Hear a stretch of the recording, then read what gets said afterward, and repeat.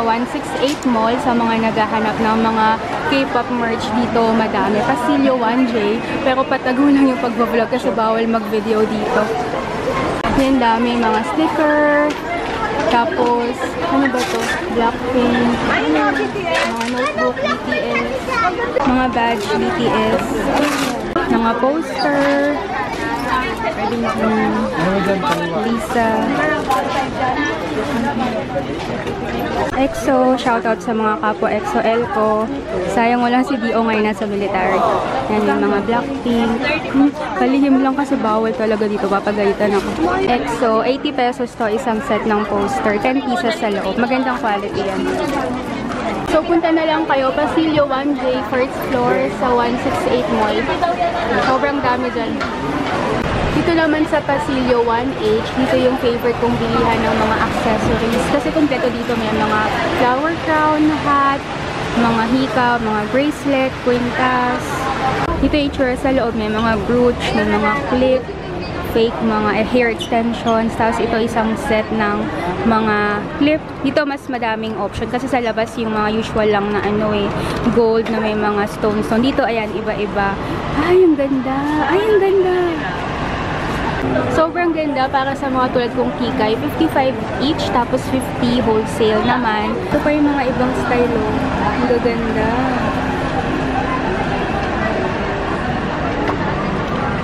₱50 kada isa.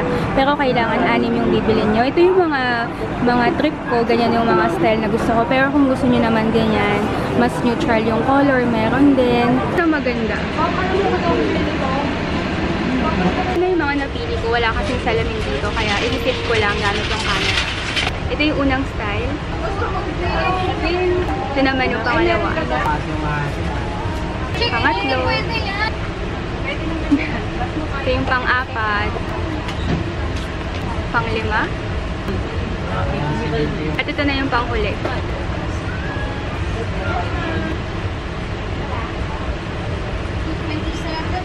Meron ding mga hikaw, 50 pesos sa isa. Ang ganda, oh. Grabe, ang mahal kaya nito dun sa Mechanggi malapit sa amin. Dito, wow, mga heart. 50 pesos yan kada isa. Ang gaganda, grabe. 50 pesos lang. Pag sa iba ang mahal, lalo pag mga branded sa mall. So, ito pineapple to. Tapos ito shell. Meron namang heart. Ito naman dangling. Grabe. Mga hikaw, yung mga pang pageant, pang sagala, pang debut, kasal. 140. Bawal magsukat dito ng mga hikaw. Syempre, for hygienic purposes. Pero ito, bibilin ko naman siya. Kaya, susukat ko. Ganda! Meron din ganito yung ear cuff, parang kay Catriona, 60 pesos. Ayoko naman mag-overspend. Kahit na mura yung mga gamit, huwag kayong masyadong bibili kasi nalalaos din naman. So, okay na yan. 4 na clip, tapos 4 na hikaw. Yung mga hikaw, 50 each. Yung mga clip dahil hindi 6, 55 kada isa. So, dito to sa pinakadulo, first floor ng 168 Mall, 1H-19. Ayan yung pwestong hahanapin. Inabot na ako ng gabi. Bali, yun lang muna yung papakita ko sa inyo ngayon. Dati kasi kapag nagde-Divisoria ako, suyod talaga yung lahat pinupuntahan ko. Pero ngayon kasi hapon na ako nakapunta. Gusto ko lang naman ipakita yung bagong Divisoria na. So, sana nag-enjoy kayo. Ayan, medyo maliwanag pa pala sa labas. Sarap ng pusito. Magkano po? 3.20 po dyan, ma'am. 3.20. Thank you. Naman eh. Tapos meron din fishball. Hindi na nagpasweldo talaga yung matanda.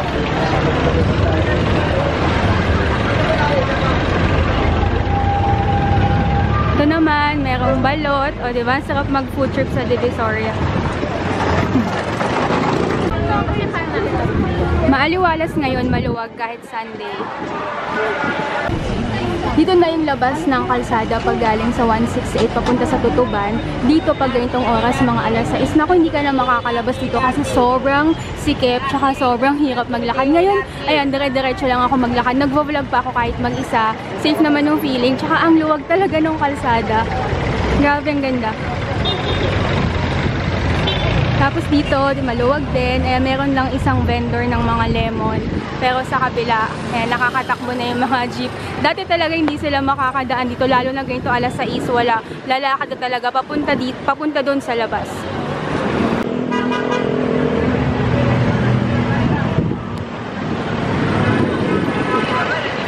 Ito ako ngayon sa tapat ng Bonifacio Shrine.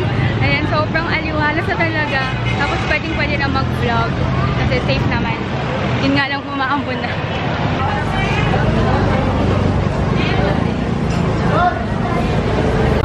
Ang ganda ng sky, oh. Pink and blue. Walang filter. Ganyan talaga yung kulay.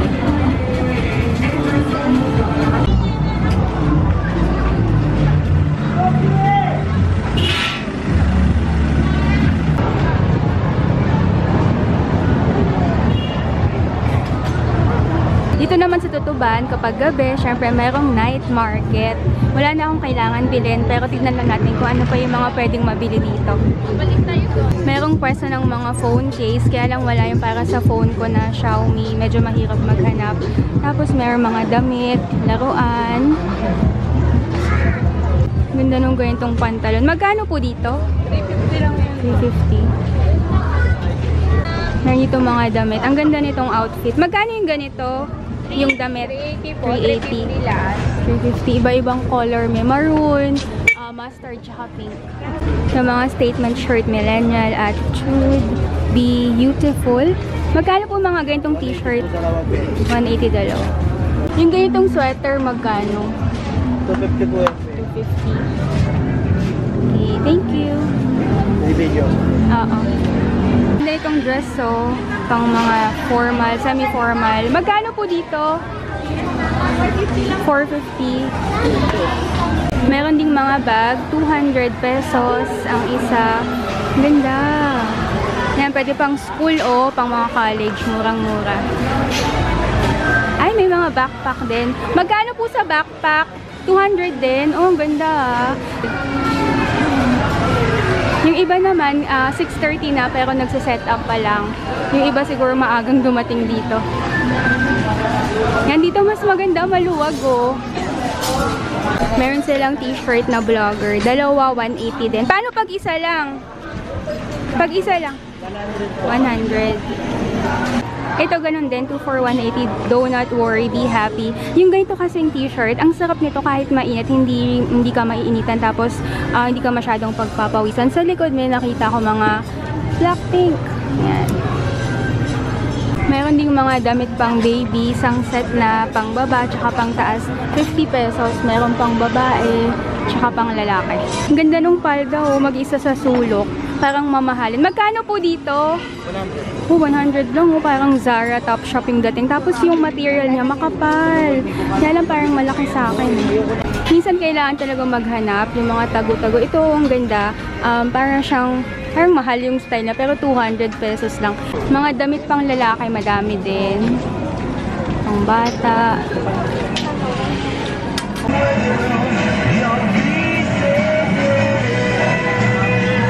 Magkano sa mga ganito? 180 eh dito po, ano po itong mga? Mirror. Mirror. Yung mga BT21. Magkano po yung mirror? 150. Eh yung ganito pong Blackpink? 150. Ang ganda. In fairness, mukhang original ah. Ganda. Mga backpack. Ayan, pang mga bata. Back to school. Ang klase dito, sampulan lahat. Hanggang dulo yan, sampu-sampula. Lahat ng klase dito, sampulan lahat. Lahat ng klase. Ganda na itsura, oh. Tusok-tusok. Lahat ng klaseng tusok-tusok meron dito, mula isaw, fishball, dugo, tapos mga dynamite, sisiw, tenga, isaw, litid, bahaga, lahat ng klase. Sarap. Hindi pa ako nakakalayo. Naubos ko na yung kwek-kwek, kaya bumili pa ako ng isa pang kwek-kwek tsaka tokwa. Sarap.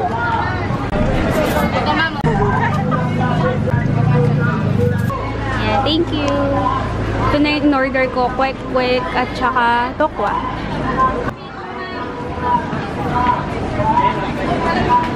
Kain tayo.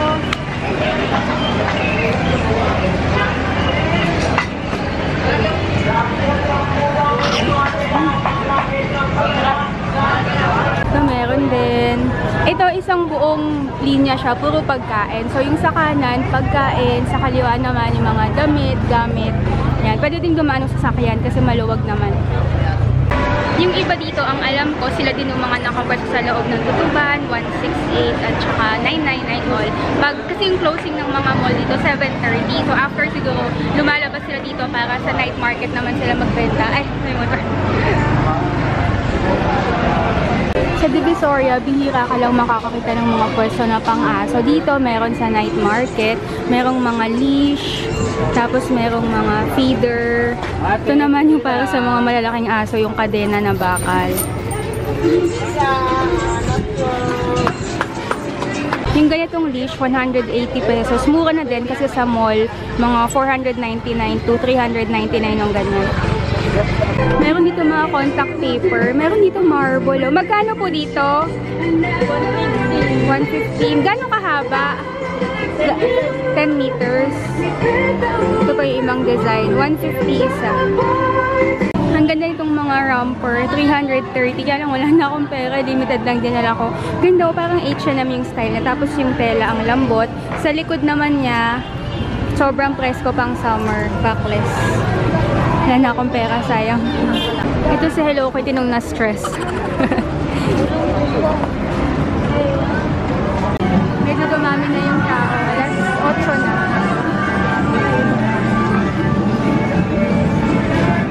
Grabe, nakakapagod. Hindi ko na inikot yung buong night market kasi paikot yon. Isang street lang yung naikot ko pero nakakapagod. Nakaka-enjoy naman kasi mas madaming makikita tapos meron pang pagkain. So habang namimili, pwedeng kumain-kain. Andito ako ngayon sa tapat ng Andres Bonifacio Shrine, sa tapat ng Tutuban.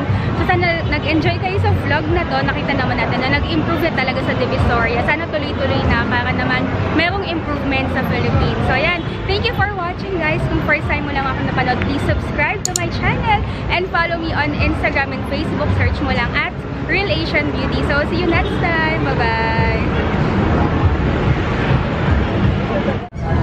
Narinig ko yung guard kanina dun sa Tutuban. Sabi niya, ang liwanag na daw dito sa harap. Totoo naman, kung nang pupunta ka natin sa Divisoria, dito yung as in, hindi ka makakalakad pag gabi. Kailangan mo talaga. Ngayon, may mga konting vendor, mga lemon, tsaka may konting yosi.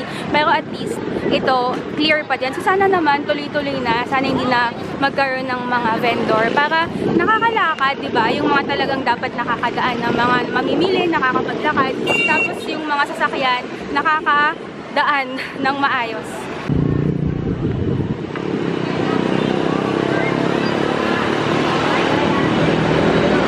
Dito mismo sa tapat ng Tutuban, pwede nang sumakay ng Moraita, LRT, kasi yung dati, hindi talaga lalakad ka ng malayo. Dito, ayan, pwede nang sumakay. So, imbis na mag-jeep, dito ako sumakay. Ano tawag ko ya? Tok-tok? Ano ba yun? Tok-tok ba? Oo, Thailand ito. Sumama ito Thailand. Ah, galing Thailand. Parang ganun. Parang siyang tricycle na jeep na pinagsama. Tricycle. Oh, tricycle na malaki. So, ang bayad dito isa 20. Eh, iba pa to dun sa ano, kuya, yung parang jeep naman. Hindi yung parang pahabang ganun. Yung jeep pero 20 din yung bayad. Iba pa to. Charger naman yun. E-trike tawag sa ganun. E-trike o e-jeep? E-trike. Ako lang laman. Pero at least comfortable. Ito na pala yung usong sakayan ngayon dito. Ganito itsura nung sinasakyan ko. Pero dilaw lang yung akin. Eh, luwag o. Ganda.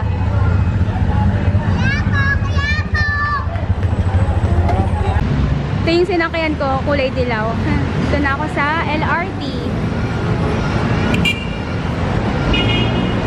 Ang ganda mag-Divisoria ng Sunday kasi pati yung LRT sobrang luwag. Wala akong katabi.